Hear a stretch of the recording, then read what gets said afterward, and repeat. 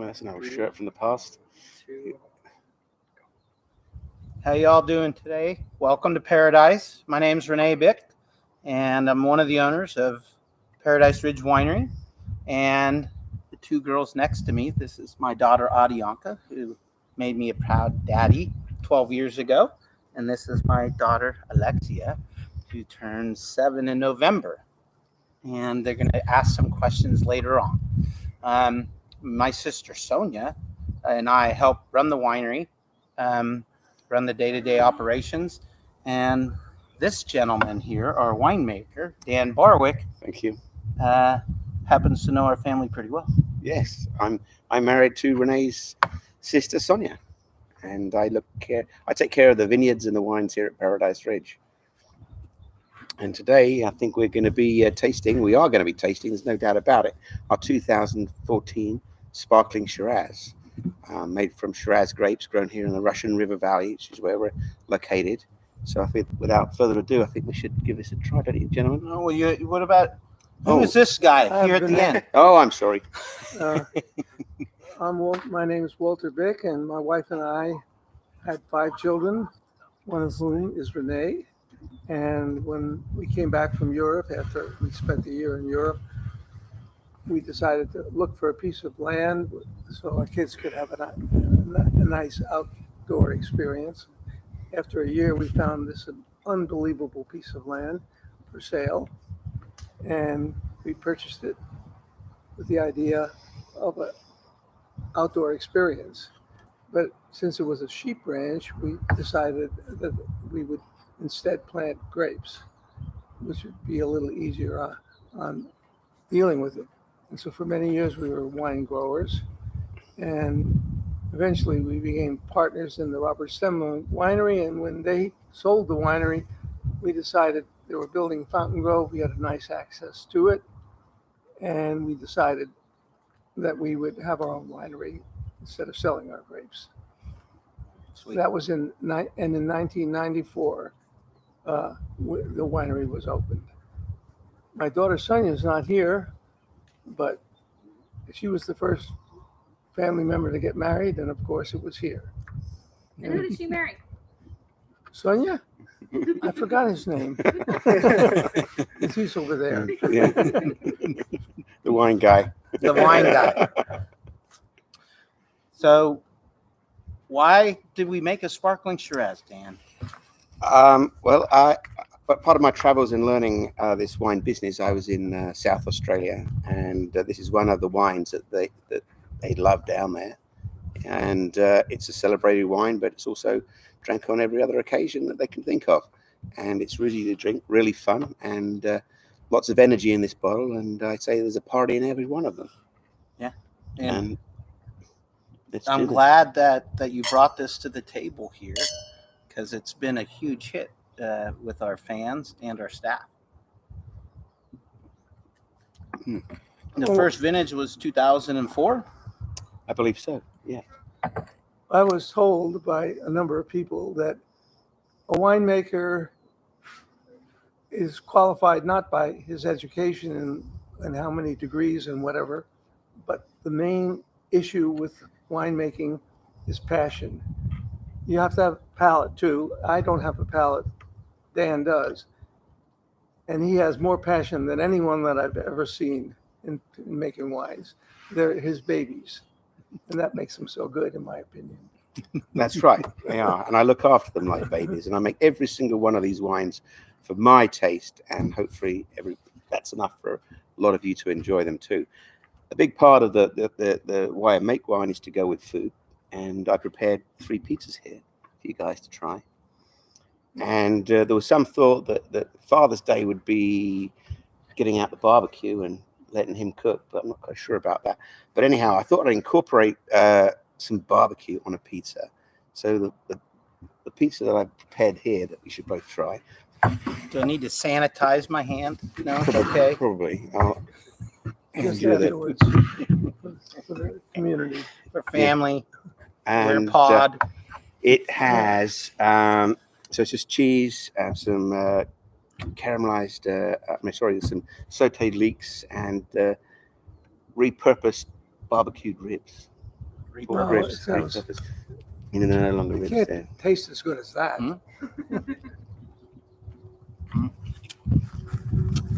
Was this made in our pizza oven here? It was not. Not. We do have a pizza oven here. That was actually one of our questions they asked. Oh. Mm. We, Do it. It's one I of would the have only- done it. It's one of the only things that survived the fire.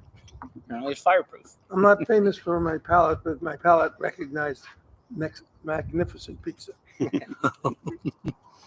But we do, as you mentioned, we do have a pizza oven here, and it makes pizzas that are out of this world. And that'll be something that we'll be doing here at the winery. I'm not sure in what quite format because of the way things are right at this time, but it will be here and waiting for you. And I'll be ready there to man it too. I love to make pizza. Every day? Well, I don't have to eat it necessarily. Well, you know, He averages 7 pizzas a week. We'll say it might be 2. we'll work it out. And talking to which, So I'm going to have to splash more.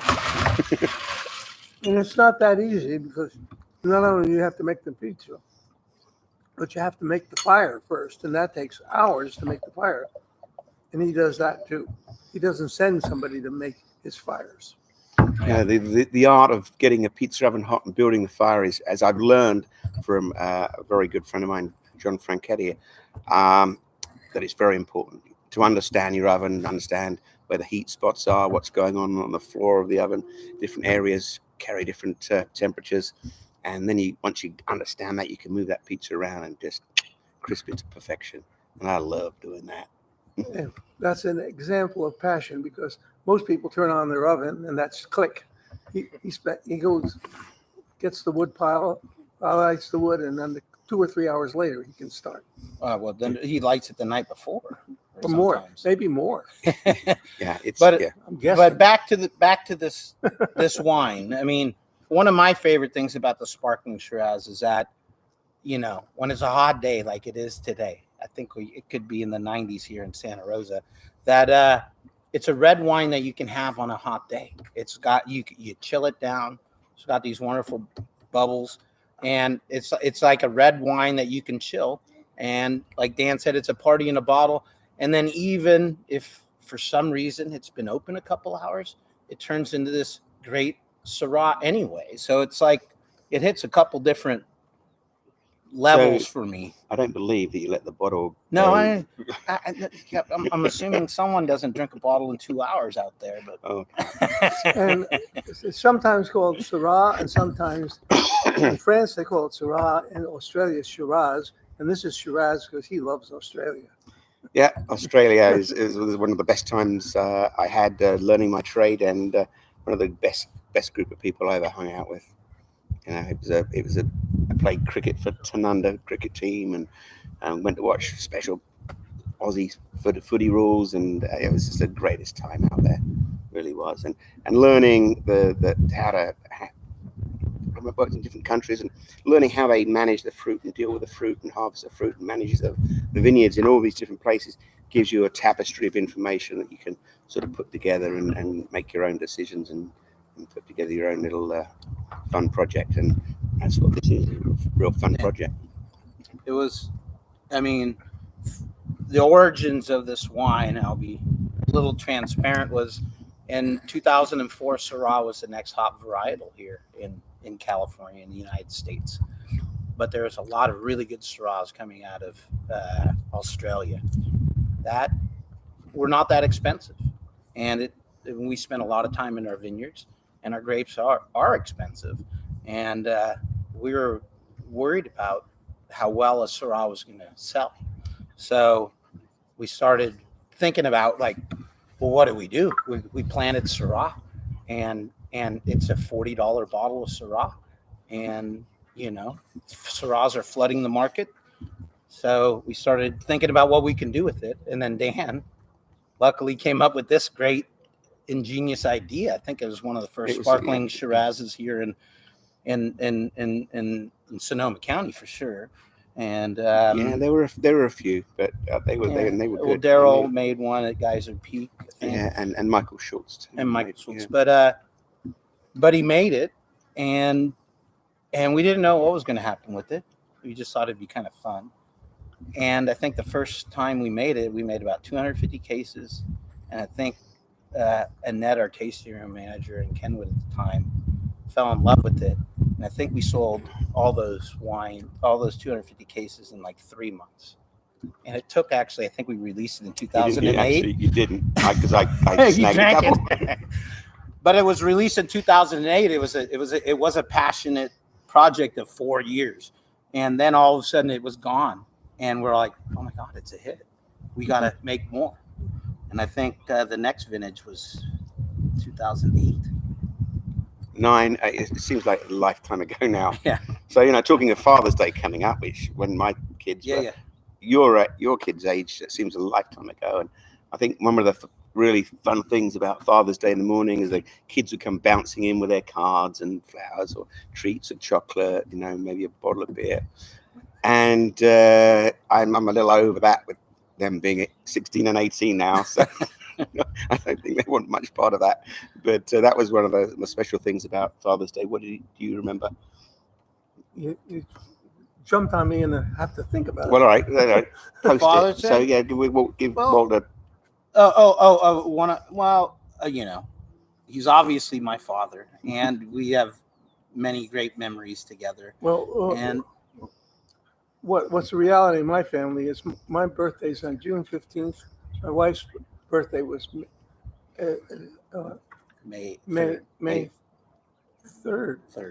Or 5th, May 3rd. I forgot. Yeah, same as And Sophia's. so my birthday's right near Father's Day, and hers is right near Mother's Day. The net result is we combine them every time. So my birthday and Father's Day go together, and that was true for my wife. I should mention that my wife was the heart and soul of this winery until her unfortunate accident. And now my Renee and my daughter Sonia are taking over the running of the winery. And Dan became our winemaker when they came back from an amazing trip. I said his education in wine is different than many. And part of his education, which I think a lot of people will be envious of, was traveling the world and working in the wine regions of France and Australia and South Africa. And luckily, Sonia's mother and I visited them on 2 of those 3 locations. And wine, I've heard it said, and I think it's true, that wine loves the same climate that people love. And if you think about Australia and the wine growing regions there, and France and the wine growing regions there, and California here, they're all pretty nice places to live. That's very true. There has to be a more temperate climate. Here we're extraordinarily lucky living in Northern California that we have a huge cooling influence which comes from the Pacific, which is about 15 to 20 miles behind me, and that cools down the ambient temperature. But even more so is as it heats up inland, further inland, as that heat rises, it sucks that cold air from the coast. So we look like we're sitting in sunshine, but there's this beautiful cool breeze flowing over us, and that makes it very special for grapes too, because they like the heat, they like the sunshine, but they don't like to get too hot. And so, as Walter said, the grapes like to live, so do we, and this is idyllic right now. And we have a ranch that's adjoining a very fancy, beautiful subdivision called Fountain Grove. And what's interesting about Fountain Grove is that there's now an appellation named Fountain Grove. And Fountain Grove is not in the appellation. All right. Yeah, we won't talk about that too much. We're in the Russian River Valley. Which is probably, if you were going to design a place to grow grapes, particularly Pinot Noir, Chardonnay, and cooler grapes that like a cooler climate, this really is picture perfect. Really is picture perfect, and it doesn't. We don't have the challenges that some regions have because we have a climate here. So we don't really see rain from maybe May right through October sometimes, which is a wine growing dream. Many regions in other regions, particularly in Europe, are much more challenged with their grape growing. So we're so spoiled here. What's interesting about Fountain Grove is that it became a commune and a wine growing region before the turn of the century, last century. And then there was a Japanese gentleman who had been trained by coming to America, who became the winemaker for the Fountain Grove Winery. Nagasaki. And 70 years ago, there were 300 acres of grapes in Fountain Grove. It was the largest winery in the state of California, and they were the first winery to ship grapes to Europe, wine to Europe and to Asia. However, in the earlier part of the century, of this last century, the 20th century, the commune that was developed was disbanded, and all the vineyards were taken away. And now we're the only, well, not the only vineyard, we were the first vineyard to plant the same hillside as the Fountain Grove Winery back in the 100 years ago. See, they even knew it was a good place that time ago. Way back when. Yeah, we're living in Sonoma County, which really is the Garden of Eden for growing everything from grapes to vegetables, fruits, and Dan, I have a question about the wine. please. Well, how is it made? Is it made like in the typical process of like any sort of sparkling wine? Is it made any different?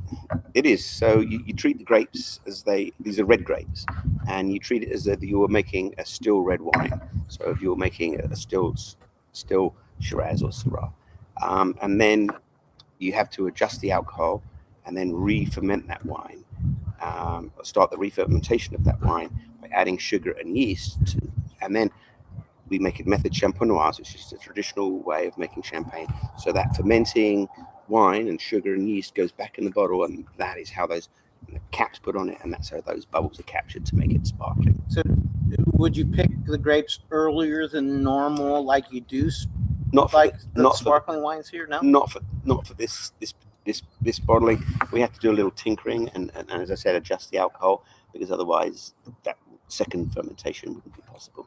Yeah, we want to capture that. Pretty tasty. Oh, we have a guest. We have a guest. Oh, come on. See what's going on. You got questions? I'll go first. What's your first memory of the winery?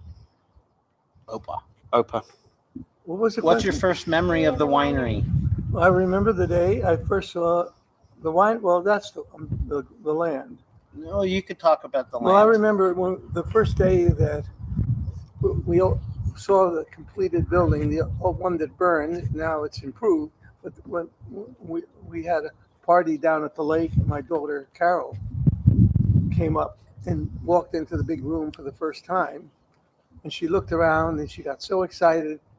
She said, "I'd like to do cartwheels, but I don't know how. Will someone do cartwheels for me to celebrate?" That's a terrific That story. happened. Yeah. What do you have a first memory? Or? Yeah, we came up here from Sonia and I, and actually Marika were in the same class at the JC, and the class got cancelled for some reason. And she said, "I'd like to show you this winery I'm building." I said, "Wow, that's fantastic." And then by the time we got up here, it was pitch dark, and we walked across a building site, and that was my first memory of it. And we had really no idea how beautiful it was or where it was. It was just a journey in the dark. And the story of how come we have this unbelievably beautiful piece of land. My family, Renee was a little boy then. Sonia was not even 10, maybe she was 10 years old. And we'd gone to live in Holland, which was my wife's native country, and the kids could all speak Dutch. We lived there for a year, and we came back, and I decided to look for some land, country property, so they could have that experience. And for a year, we looked and never found anything we really liked until I saw a sign saying for sale on the Old Redwood Highway, and we arranged to go see it. And when I came to see it in the springtime, if you come up, you'll find out. it's hard to find a more beautiful piece of land. I came home, and because it took a while to do that, all my children were sitting around the table with my wife, and I said to them, Eating dinner. Micah, children, I've just seen paradise. That accounts for our name. You have another It's like a question? splash. You got a question? Dad, you never This is about so Oh. good. Oh, This is number my one. first memory? Yeah. I remember kind of the grand opening party was a big memory with my Uncle Bob, my dad's brother, and my cousins, my family, everyone that was important to me, and seeing pictures of what it looked like then and how we looked then. It's pretty amazing, and I'm happy we're around 26 years later. We just celebrated our 26th birthday. You have a question, Lexi? Yes. What is your favorite part of the winery? What's your favorite part of the winery or the ranch? Is that it for me? Yeah, it's for Is you. that Yeah, for it's us? difficult because I think everything here is either beautiful or I'm going to make it beautiful. And I think if you ask most of my friends, they'd say the winery is great, but the lake, what about that one? Shh, don't tell everybody. There's no lake. But We have a beautiful lake which the world loves.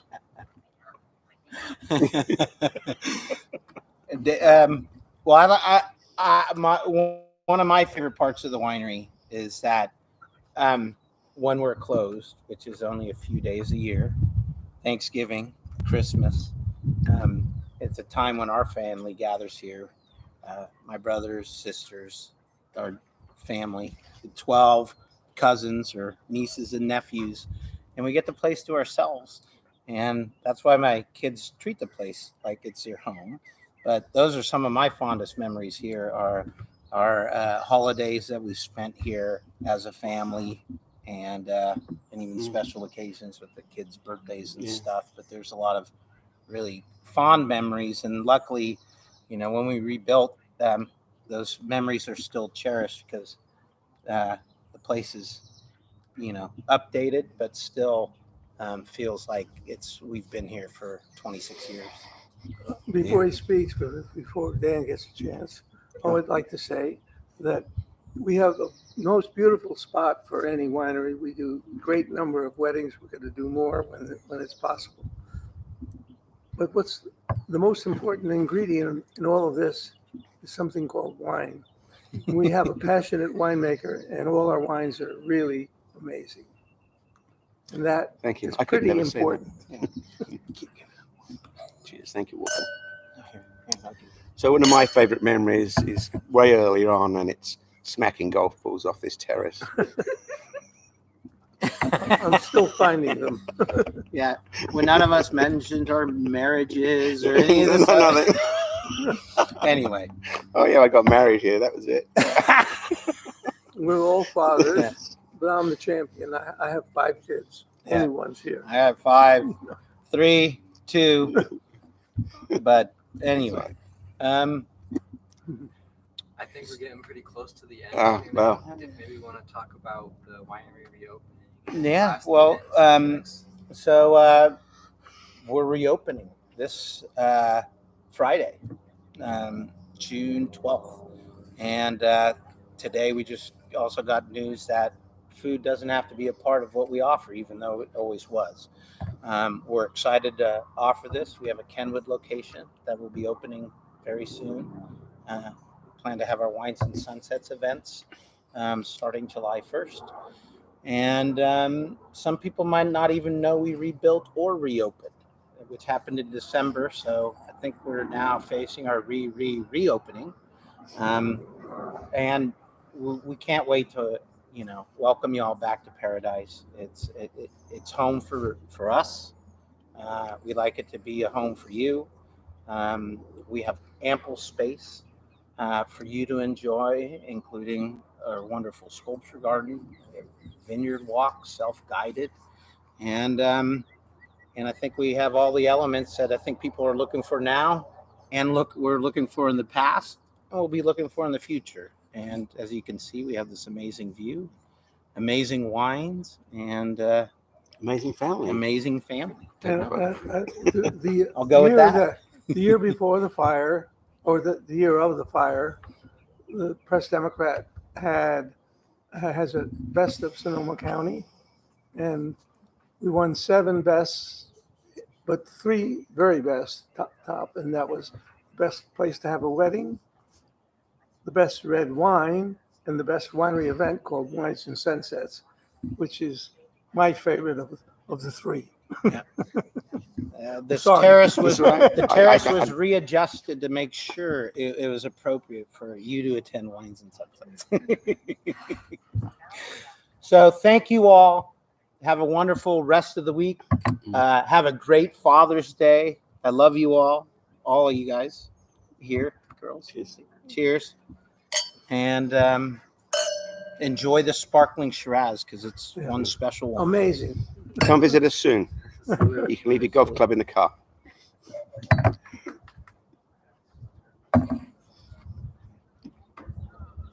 Good. Yeah.